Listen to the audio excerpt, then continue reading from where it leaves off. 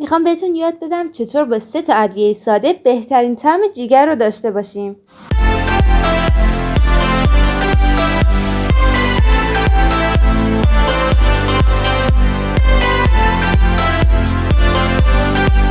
سلام به تک تک اعضای خانواده بزرگ میس فود. اگر هم تا الان عضومون نشدی میتونی با زدن دکمه سابسکرایب و زنگوله عضومون بشی.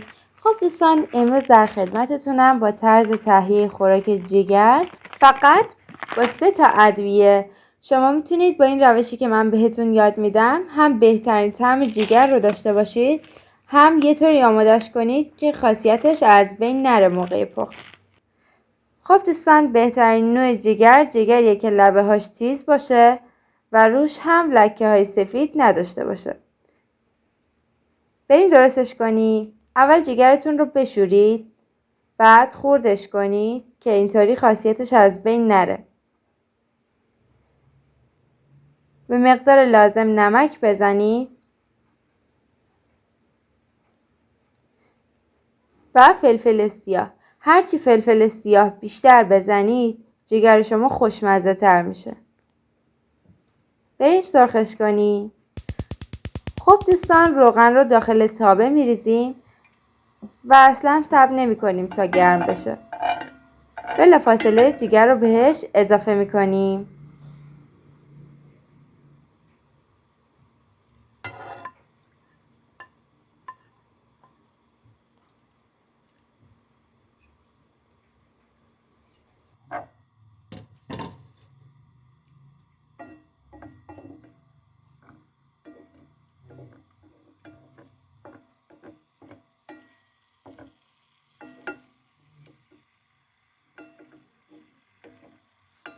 خب دوستان، جگرتون رو وسط تابه جمع کنید تا روغن اطرافش نمایان باشه.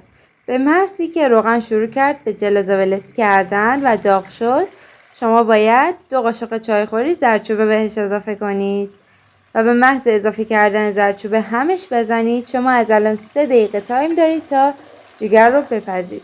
از 3 دقیقه بیشتر هم جگر سفت میشه، هم خاصیت فراوونش رو از دست میده. و یک توصیه برای کسایی که جگر رو برای کسی که کمخونی داره آماده میکنید، هر چقدر کمتر تفتش بدید و سرخش کنید بیشتر به نفع شماست، چون کمتر خواصش رو از دست میده. راستی دوستان، شما میدونستید که خیلیا برای حفظ ارزش غذایی بالای جگر نه سرخش میکنن و نه حتی کبابش میکنن، اون رو خام خام مصرف میکنن. باورتون میشه؟ اگه تا حالا دیدید یا شنیدید جوابش رو برام کامنت کنید. خب دوستان، اگه از دیدن این ویدیو لذت بردید و آموزشش براتون کاربردی بود، لایک، کامنت، شیر یادتون نره ها. اگه دوست داشتی بیشتر با من همراه باشی سابسکرایب کن و زنگوله رو بزن. بای بای.